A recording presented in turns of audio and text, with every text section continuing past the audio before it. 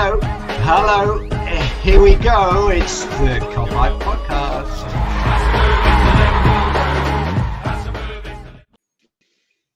What is happening? It's Mick, it's Jay, it's the Cop-Out Podcast. It's a Wednesday night. There's nothing on the telly in terms of football on tonight, so there's nothing to be interested about. Just sit back and let's have a chat. So today we're going to be talking about Gini Wijnaldum, a fully dedicated episode for Gini, and just to engage my thoughts, Mick's thoughts, and your thoughts on. It looks like he's leaving, and it's a big thank you podcast for him as well. But we're going to answer a big question as well that seems to be doing the rounds at the minute: is Gini Wijnaldum a club legend? I personally think it's a stupid question. For many reasons, which we'll get into. But Mick, over to you. First instance, in terms of Wijnaldum leaving, it's a shame, isn't it? Yeah, it is a shame, honestly. When the talk was coming and kept happening, and it was like, oh, he might be leaving, I was still thinking, oh, he might stay because he's had some good times here. But I think the bit he said after the last game against Palace on Sunday, that he said the full story hasn't been told yet. I think that was quite prominent. That what's triggered it, because he said he would like to have stayed for a few more years. So I don't know, something's happened. I don't think it's any nefarious, anything like that. But I just think something must have, maybe family life or something like that's made him think, well, he needs to have a change and start again. But yeah, it is a shame because and the question about a legend, I think he definitely does for those 5 years that he's been at the club, because he's been terrific, hasn't he? He has, mate. But we'll divulge into it a little bit more. But first of all, mate, obviously when we were first linked with Wijnaldum, back in 2016, what was you thinking when we signed him? I think it was. I don't know. It's one of those signings, isn't it? Because I know he scored a couple against us, didn't he, in that one game? And you're like, fucking hell, he's a good player. He can get in the box late, and he's good in the air. He's obviously got a good shot on him. He's strong. He's powerful. He's ticks quite a lot of the boxes. But like you said just before we started recording, we didn't really know enough to kind of picture where he'd fit in this team, but. Yeah. I think he was like a left winger for PSV before Newcastle, and then he went to Newcastle and was an attacking midfielder. So he came to the club, and we were kind of maybe just expecting more of that. And he was kind of anything but that. He was more of a player that sacrificed himself and his own qualities for the better of the team. And what a job he did. But yeah, it was. I was kind of just. It wasn't like underwhelming of a signing. It was kind of just like. Good signing, maybe a good squad player to kind of lift the rest of the squad up and kind of make everyone else a bit better. And I think that's what he did. He absolutely did. And I think it's safe to say that he was definitely one of Klopp's foundation players, if you like, where he sort of built the team around Wijnaldum, because he has been an ever-present since he signed in 2016. So for me, him and Lallana were arguably the first names on the team sheet that season. And it was a testament as well, because he played 36 games in the league, 1 in the FA Cup, 5 in the League Cup, because we got to the final. So I made a total of 42 appearances that season, 6 goals and 11 assists, which isn't bad for a midfielder like that coming into a new club. And then he's, like I said, he's been an ever-present ever since, mate. And I think with the Wijnaldum situation, I don't think people are going to know what you've. The whole thing, you don't know what you've missed until it's gone. And I think one of the things about Gini Wijnaldum is there's been so many times over the past 6 years where when he's not played, it's been noticed, hasn't it? Yeah, I think he just provides that like layer of support, doesn't he, in terms of like what we are as a team. I think he was kind of central to all of that, like providing the solidity for the left of that midfield. I mean, in that Brexit midfield that became so renowned that there was no flashy players in there. They were all just hard work and good, solid players, but it provided that foundation for everything we were good at, and for the reason we won those 2 trophies, the Premier League and the Champions League. So but he was, like you said, he was one of those players that he came in and he kind of, I think it's him as a player, but also him as a character as well. The fact that he coming in, he's not a flashy player. He's going to come in and do the hard yards and not be over the top, and just kind of be a good role model as well for the rest of the team. Because I know obviously he was captain for quite a lot of the games towards the end when we were fucking had no players left, and we still got top three, which is just mental. Still can't believe that, by the way. But and he got the send off that he wanted in the last game, so that was nice for him as well. It was, but like just moving on for his first season, and you're looking at the 17-18 campaign. You know, again 50 appearances. You know, it's well documented how many games that Liverpool have had to play full throttle, and when you look at the seasons that he's played over the years, it's 42 in his first appearances, 47, and then finally 51 present and played that amount of games. It's a testament, one, to the player of how often he isn't injured.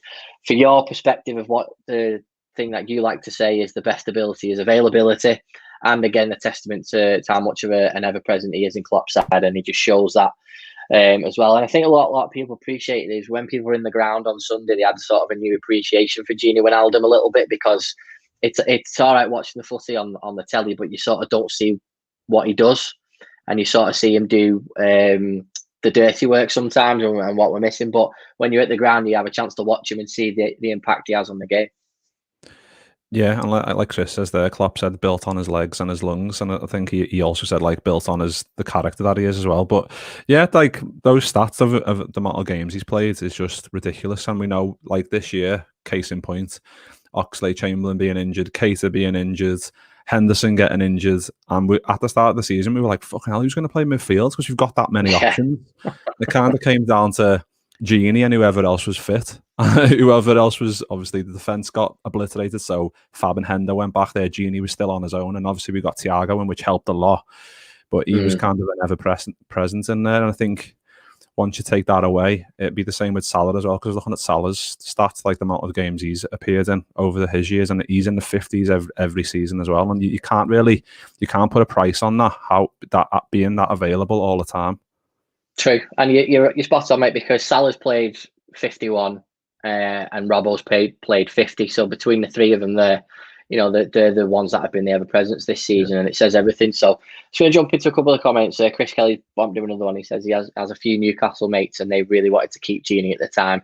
He changed his style to do what Klopp wanted to. Absolutely, because he was bought as a winger, like you said before, mate. And it's again a testament to what Klopp does and to the player as well.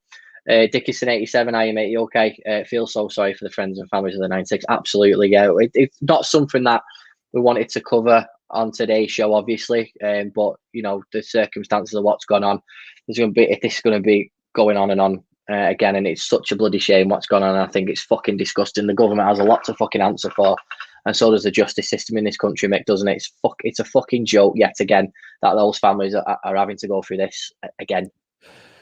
Yeah, it's just a revolving door of shite, isn't it? It's just like it gets kind of not pushed under the carpet, but it kind of has. But like it just keeps getting pushed to the side, and then fighting back again, and they just no case to answer, which is just the ultimate slap in the face for me.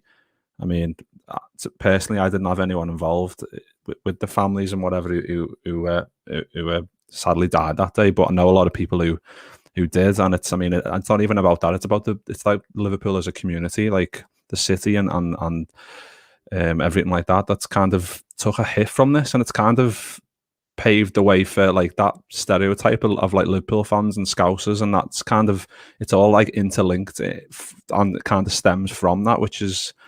And the fact that it was the government and the people involved at the time that were kind of at the forefront of it, that thing that makes it hurt even more, to be honest. But yeah, another horrendous day today, and it's another smack in the face to everyone. That obviously they don't feel strongly enough about this, that it can be resolved in the proper way.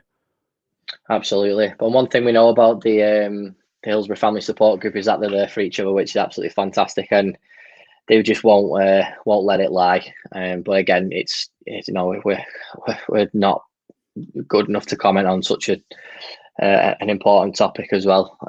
Just got to keep our fingers crossed. Justice will get in the end.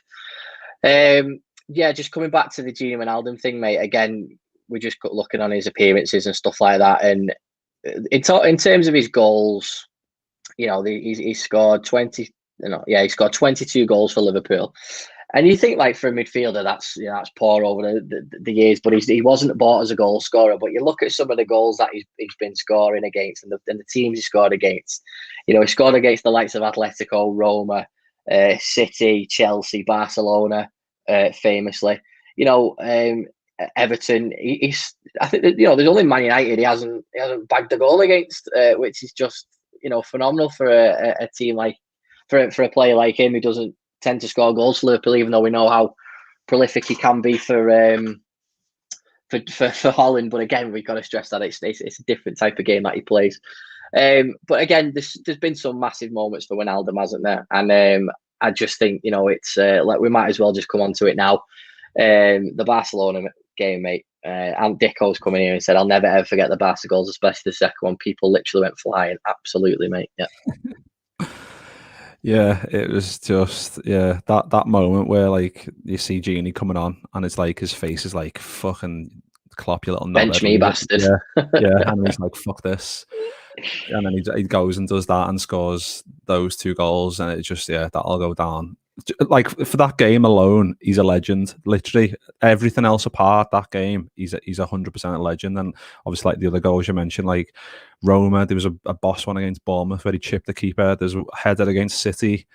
There was 22 isn't loads. I think his career high for us was 11 in his first year, which isn't bad, I suppose. But he wasn't able to get that far up the field, was he? In terms of with our rampaging fullbacks. But yeah, the job that he did and the goals that he scored, if you ever needed a goal, a key goal, he was there. And obviously the Atletico game where that should have been the key, like one of the key goals. And then obviously we fucked up with Adrian and whatever else, but that should have been another moment where he came to the forefront and scored again in a huge game. Yeah, absolutely, mate. And you got to forget the Roma goal. He had this tarnish thing, didn't he, about how he couldn't score away from home. And he essentially scored the goal that put us into the Champions League final in Kiev, didn't he, because of the goal he scored away in Rome. And again, there's so many great memories about Gini Wijnaldum, and you could do a nice montage about that. And I might do that. I might pull that together. I don't know. It depends if I can be bothered if anybody wants to. Oh, okay. Just because you said it, my love, I will do it. But yeah, I mean, it will go down as the Barcelona game will obviously be probably his finest hour, if you like, absolutely, with the bee in his bonnet about being on the bench. But there was we got a message from one of our subscribers, and it was Tomo, and basically what it said was, when does a player move from cult hero to club legend? I have heard a lot of people saying Gini is a legend, but for me, he has a lot of happy memories, but not quite a club legend. Now, again, Tomo's not slighting Gini, whatever, because there's Steven Gerrard and Kenny Dalglish legendary. There's Robbie Fowler legendary. There's, I think legend this day and age is thrown around in a different way. Like Mick, you could turn up at a bar and buy me a pint, and I'd go, "Oh, mate, you legend." You know what I mean? It's one of them. So. Yeah. It's just like a cliche type term now, isn't it? It gets bandied around a bit too easy, so everyone's just kind of like, legend. But yeah, I think there is different levels of legend as well. I mean, to make it even more confusing. Now, he's part of a team and a catalyst in the team that delivers a Premier League title or a league title for the first time in 30 years. I would class every player who played in that season a legend because they've delivered something. I'd class the fact that the team went 97 points and won the Champions League a legendary team as well. They're all legends for me. But where do you stand on it, Mick? Because again, there's the cult hero status that you get with Eric Meyer. I'm trying to build Sean Dundee up as a cult hero and all that sort of stuff. I know it's never going to happen. But you've got your different types of heroes, haven't you? And you've got your certain types of legends. But where do you stand on it, mate? I think I agree with you, Jay. Like the team that delivers a league title after 30 years, every one of them deserves to go down as a legend, especially someone who's so vital in maybe not the scoring the goals or assisting, but the way to kind of fit into the team and make the team function as best as they can in the best way that they can. Then I think that for me, that's a no-brainer. I think when you think of like legends of Liverpool, you think of obviously like Fowler and McManaman and Gerrard and Carragher and all I could list hundreds and hundreds of them, Rush and God knows who else. But I think there's a little layer down from them where you think, well, they're like legends for what they did personally in terms of scoring a shitload of goals, assist charts off the chart, and just like producing great moments. And I think Gini comes into that bracket where he provided so many great moments for us, like personally through him scoring goals. But like I said, in terms of the team, if we wouldn't have had him in this team, I don't think we. I mean, everyone's key, but he's just another one of the 11 that was so crucial to it all, because Robbo had that security from him bombing forward. He knew that Gini was going to be covering for him. We had Van Dijk as well, who was also in there. He was another key part. But for me, he's I hate that term, like systematic player, but that's what he is, and that's what he came to be for us after, like we said, being a left winger for PSV, being an attacking midfielder for Newcastle, then being like a more systematic player in terms of just filling a gap, but a gap that was so key to everything that we did. Obviously, Hendo did that on the right for Trent, Gini on the left, and then whoever in the middle of those three. Obviously, Hendo went into the middle sometimes as well, but for me, he definitely goes down as a legend. But I understand what was it, Tomo? Did you say? I understand what he means in terms of like maybe in between. But for me, if it was like a barometer, he'd be closer to the legend part. But I do see what Tomo means, like cult hero, because he's only been here 5 years. So when you're putting him up with like Hippier, who's been here for like 10, and Fowler, who scored a load of goals, and Gerrard, who was fucking unbelievable every season, then it's kind of hard to peg them in the same way, like to try and think, well, how does that transcend from him to him? But I think like I said, there's different layers to it. There's different layers. There's different levels. So like Lucas, is he a club legend? Is he a hero, or is he a cult hero, or is there a difference between the two? Because he was here a long time. Yeah, I think, it comes back to this cliche thing about legend. Like, if you sat down seriously and said, is Lucas Leiva a legend? It'd come back down to, I'd like to have like a scale, and I'd like to put people on that scale, but he would be lower down as a legend than Gini Wijnaldum, in my opinion, although he was here for longer and was more of a cult hero for how good he played for us in and his those personality. And his personality, the old unlucky shout that he used to do all the time, and being like coming to England from Brazil and like kind of growing up here and being like completely wrote off, then turning into quite a key figure. It's everyone's. You've got to take everyone's story like kind of in a personal vein to try and like get to the it, isn't it? That's a good point, mate. Because Biscan, cult hero, Eric Meyer, cult hero. Peter Crouch is on the borderline of being a cult hero or a hero or a legend because of his personality. Again, personality gets you a long way, doesn't it? And Crouch scored some big goals in big games for us and stuff like that. So it's interesting that. So let's just delve into the comments and see what some of the guys think. So Chris Kelly straight away is saying he's a legend. Spot on. And Dicko absolutely reminding us of the Middlesbrough goal. Spot on that, mate, because that came just before half-time in a game that we needed to win, which was the catalyst of us getting into the Champions League and having that progression. So it's a really, really good point, that. Yash on YouTube said he always scored important goals for us, never dropped his standards, the ultimate goal. Absolutely. He did 237 appearances and he started 206 of those. So that tells you everything, really, doesn't it? Chris says I should do a montage of people trying to feel and take the ball off him. Should get a good few hours of that. Absolutely, I would, mate. Yash said he's the ultimate pro. Dan said he's a legend 100%. Great for club and country. He will get the respect he deserves across the globe once he most likely retires. And we look back on his achievements and what he was part of. And that's exactly the point that we're just saying there. And Dick, I think he's referring there as professionals that you want in your team, Stephen Warnock. Marco saying he's a legend. Yuki saying he's a legend. Chris is saying legends are recognised by other teams and then legends of our own fans. Yeah, there is a difference there, mate. Dan saying big goals and almost ever present throughout his time with us in what is the greatest team we've seen in the Premier League era. Again, when do you stand out in a team full of superstars? That's a massive thing, and I think Dan's absolutely spot on there, mate, because it's so important that when you're winning things, it's not just about being Steven Gerrard in a team that is a lot less than you and winning the European Cup. That's why they would say that the team that has won the European Cup and they've won the Premier League is obviously it's a bigger achievement, isn't it? And I think what Dan's saying there is big goals and almost ever present says everything about Wijnaldum, doesn't it? Yeah, and like you said, you need players who are like Mo Salah, who are going to score you shitloads of goals, but you also need a Gini Wijnaldum, and you always need players like that. And he's one of the best at what he does. Like Dan said, or Chris said before, sorry, about shepherding the ball and not letting people get it, and like keeping us ticking over. It's things like that, which, I mean, he got a lot of shit for, didn't he? Especially this year, for like not celebrating initially with the Alisson goal and maybe not being completely there mentally because maybe his mom was wandering to the end of the season and he wants to get off and go to another club or whatever. But for those, maybe not so much this year, but the years before that, he was just boss when he's just like unbelievable, like always, like we said, available, like 50, averaging 50 games a year is just ridiculous availability for a player of that quality who plays in that position, takes a lot of bangs and bruises, and he's still always there and always available,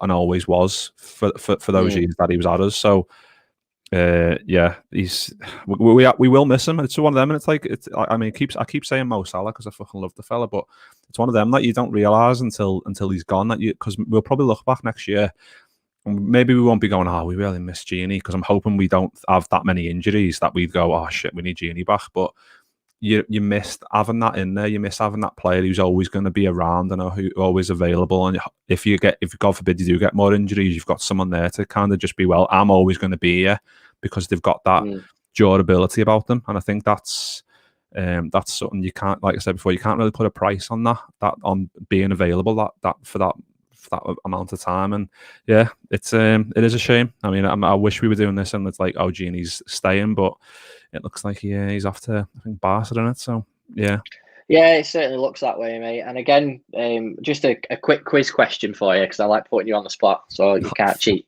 Who do you think he made the most appearances against? Ooh, fucking hell. Against Man City? Correct.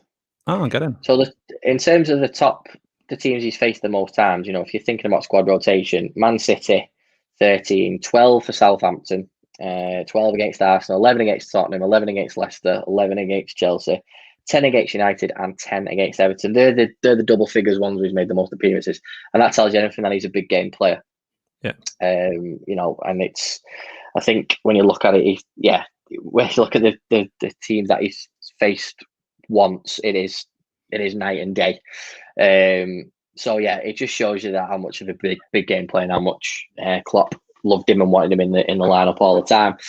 Mick, you just touched on there in terms of what we do next in terms of going forward without Wijnaldum. Like you just said, it looks like he's going to Barcelona.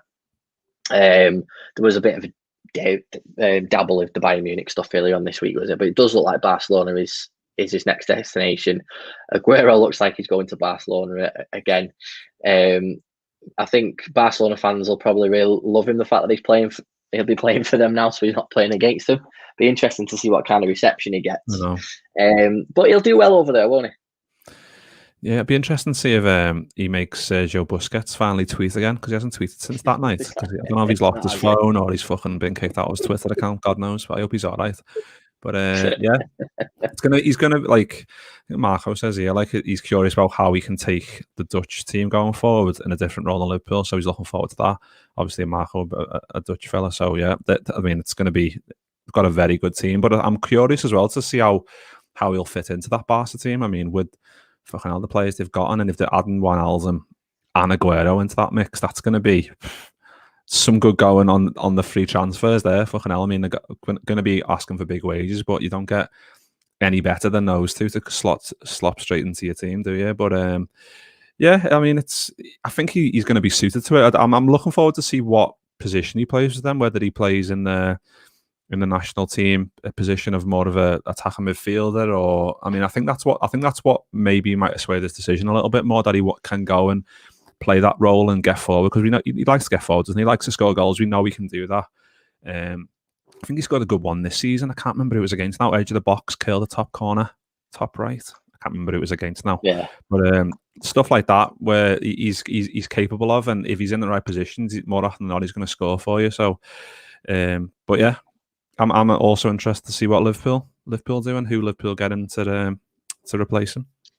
This is the thing, isn't it? Because I get Liverpool's stance on the whole situation that they probably wasn't going to offer him 3 years because of him. He's in the 30 bracket now, and Liverpool don't tend to do that. I reckon they probably offered him a year, and that's not what he wanted, and then they just couldn't come to an agreement on that. And again, I know Gini was one of the most I say underpaid, bloody hell, the football is not underpaid.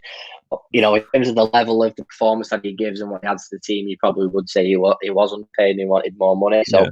And there's no denying there's nothing wrong with asking for more money. Of course, there's not, especially if you believe in your own ability and deserve it, which I think he did. It's interesting because again, there's those question marks surrounding Naby Keita. This was his season to sort of grab the brass ring, if you like, and really kick on, and we've not had that from him. There's things that he might go. I wonder if the club have got something in mind, or they're thinking about Curtis Jones replacing Gini.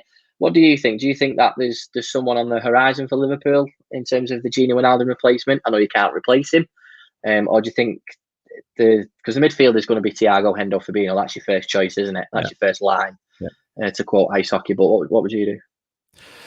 Yeah, I think those three are a shoe-in, aren't they, to be honest? That's going to be fucking... I can't wait to see that. I can't wait, honestly. But I don't know. Like Curtis Jones is... I mean, we talked last time on... I can't remember what pod that was, but about Curtis Jones and about whether he should have been loaned out this year. And I think that the fact that he wasn't is quite a big sign and a big telling sign that he's been primed to try and be a good, better squad player in and around this team. And I think he's proved that. Obviously, he's not very consistent at the moment. There's games where he comes in and he looks great. There's games where he comes in and you're like, oh, fucking hell, he's not been too good. But I think he's obviously still a young lad and he's got a lot of progression to do. So that, I mean, what better way than this season to kind of, I mean, he had a few ups and downs this season, but that's all going to go down to funnel into making him a better player ultimately at the end of it. So I'm hoping he can step up a bit more next year. There's a few names, isn't he? There's like Awar from Lyon. Don't know if I'm saying that right. Probably not. There's a Basuma. There's quite a few names like floating around, isn't he? But we just, I'm not too sure. I mean, spoiler, I had a little chat with Momo Sissoko yesterday. I was trying to get some info on Basuma because obviously he's a fellow Mali international, isn't he? But you know what Momo is like. He's so unreliable. But he sent me a little voice note, but he didn't really give me anything. He was kind of like, yeah, good player, but I wasn't giving me anything, the little bastard. So I'll try again. But like I've watched bits of Basuma. Like the last couple of games, I watched them because I was especially thinking he looks like a good player, but I don't know. And I mean, it's one of them, innit? Like, I don't want to be like so cliche, but whatever Klopp reckons, then it's gonna be sound, innit? Because he's gonna wanna bulk up the squad after this year. We've finished third. Fuck knows how. Obviously, we played Boss the last 10 games. We've done really well, but he and we can't afford a repeat of this year. We need to be strong in all the right areas this year. Obviously, centre back's the main concern, but then midfield is also. We need to get some bodies in there to kind of bulk it up and. Yeah, like City got like we've said this before, like they're bringing like fucking Foden, Mahrez, and Sterling off the bench or whatever else, or Gundogan or whatever. And we're fucking bringing on Shaqiri and Origi or whatever else. So yeah, things need to change, and I think there's a big summer on the horizon for us. I'm hoping we can get the right targets in nice and early. Absolutely, mate. I think it's really exciting as well. But I think, going back to the Wijnaldum situation, it is heartbreaking, and it's one of them things where when a player leaves, when you want more from him, you want him to stay. I think that's fair play to him on that front because he's give everything to Liverpool, and I agree with him. I think we've firmly established that he's a club legend, right? I don't think you can deny that he isn't a club legend, and all the people that have been saying for the last 12 months to 18 months. Get Gini out and all that sort of stuff. Well, if we don't get it right in the summer, we're going to notice what we're missing. Isn't that right, Mick? Yeah, 100%. It's going to be. As I said, it's going to be a big summer because we need to get that spot on. But he's going to be a big hole to fill, not just on the pitch, but in and around the squad. Obviously, one of the captains of I think he was like fourth captain or whatever. So having that presence and having that personality. having the availability, having the quality on the pitch. He was the whole package, but it's kind of, I don't know what's happened. Like we said at the start of the pod, like he said he was going to tell his story at some point over the coming week or whatever. So we'll find out more about that and what actually happened. But he's going to be. It's a huge void to fill, isn't it? And I'm hoping that we do it in the right way. We will, mate. Before we finish, mate, it might be a bit of a stupid question, but your best Gini moment. It's too easy to say Barcelona, but it's the easiest answer, but it's the right answer. It's the right, like we said, loads of good moments, loads of good goals. But yeah, that game, and then obviously the final whistle where the camera's on him and he falls to the ground and he's fucking praying and whatever else, and just amazed. That's just like, it means a lot to him, and it means a lot to us that he was part of that, and the fact that he came on and scored those goals that he did. And we won the Champions League that night, didn't we? That night was the night we won it. So and he provided that for what he did for us, and what he's done for us over those 5 years can't be understated. So yeah, we'll miss the fella. We certainly will, and we thank you very much, Gini Wijnaldum, for that, and thank you very much for the memories. I'm just going to leave it on a quote Klopp said in October 2019, who said his praise said, "It is just so obvious of Gini's importance. It is both directions, small spaces, big spaces. It is hard challenges, fine football, pretty much all of that. He is the perfect midfielder, no? From the skill set, 100%, he has all the things you need. There was his header against Barcelona too. He is not the tallest, but he's good in the air. He's a good jumper with good timing and all that stuff. It all makes him a pretty good footballer. That is how you should be. It's not my fault he goes under the radar. You cannot ask me why he goes under the radar. I don't set the radar." And that's a quote from Jurgen Klopp, which I just took absolutely perfect. We appreciate everybody that has joined us this evening for the comments. I think we'll leave it there for half an hour, because obviously there's a lot of people that want to watch the match tonight. Come on, Villarreal, Moreno. Come on, lad.